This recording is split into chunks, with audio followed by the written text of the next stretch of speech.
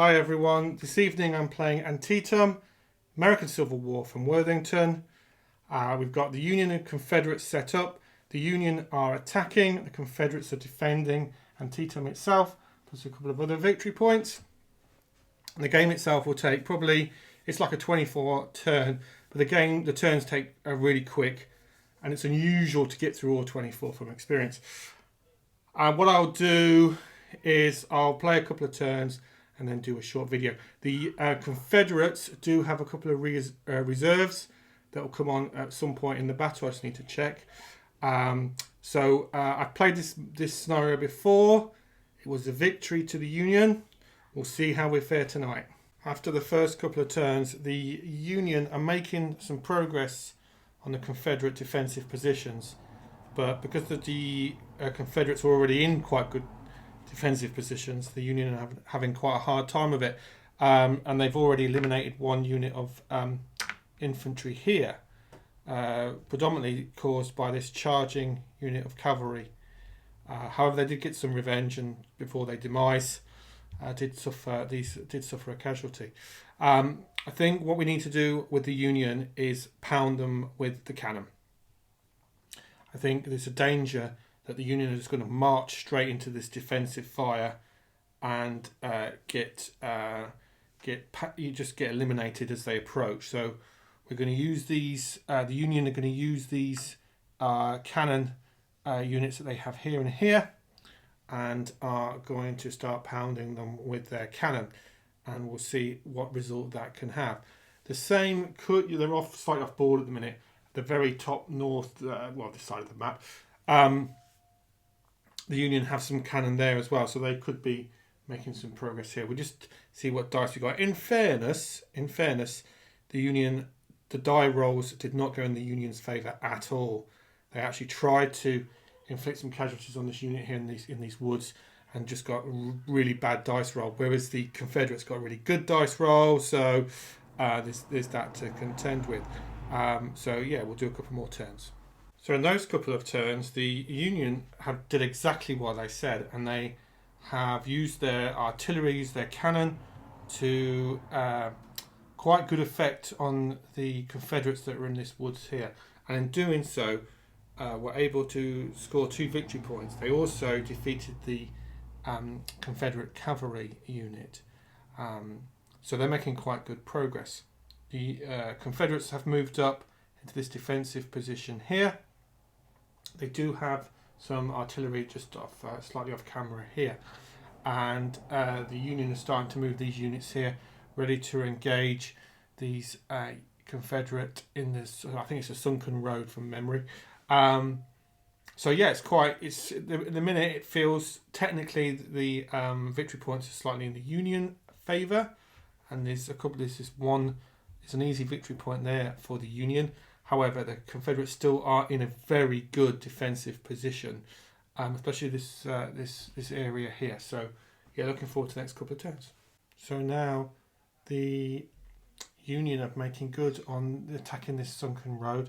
They've made their way into the forest here. They've got themselves a couple more victory points as well.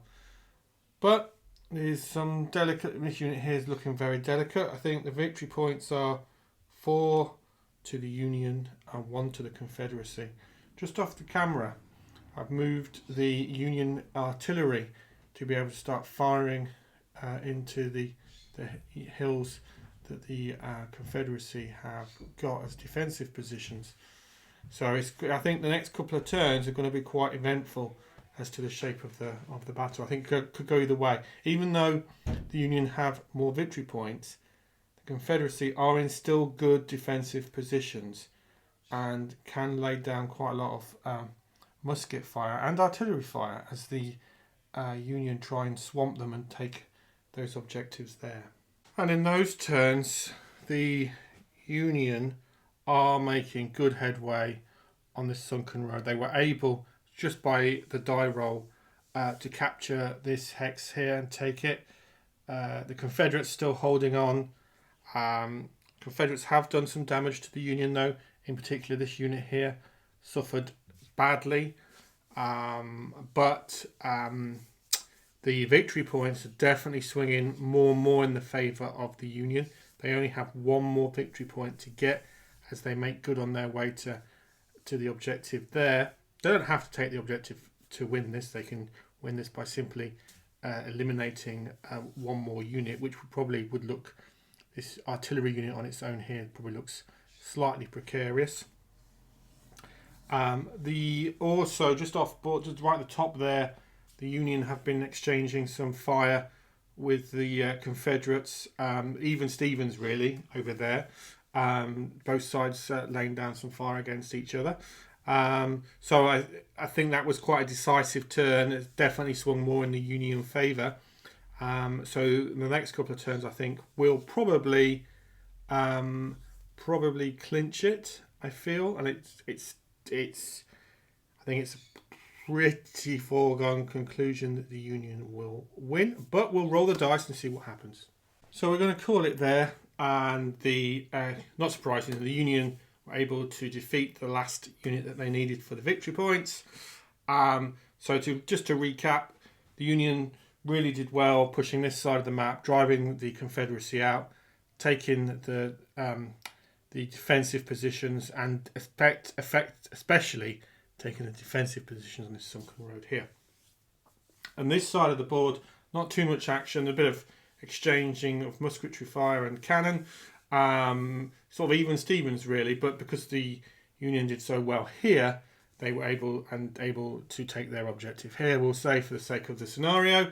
When I play it next time, what would I do differently? It's always a good question to ask yourself when you're playing war games, especially playing them solo. What have I learned from playing this scenario differently next time? I think, to be honest with you, I think this scenario, the way that the game played out, it was a lot down to the dice rolling. Beginning of the game, the first two turns, the Union suffered at the hands of the Confederacy, simply down to the dice rolling. And then every other turn after that, the amount of sixes the Union were getting was there was one particular dice roll I remember rolling 3 dice and getting 3 sixes, which very rarely happens. So the dice rolling was definitely a confounding factor. I think the Union playing with the artillery, using the artillery more than I would do normally, was effective, and I think they did well there. I think the Confederacy couldn't really.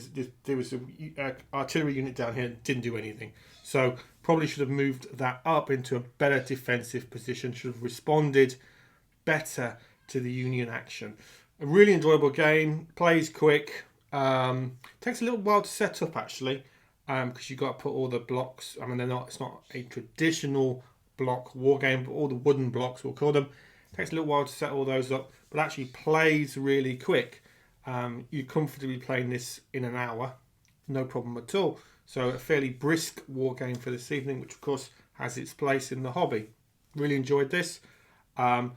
Interestingly, if you wanted to play a longer version of this, you could say that the Union have to take this victory points here and there. I could have turned that into that if I'd wanted to have played longer, but I felt that was an enjoyable war game in the evening, and time to put this away and think about the next game to get to the table.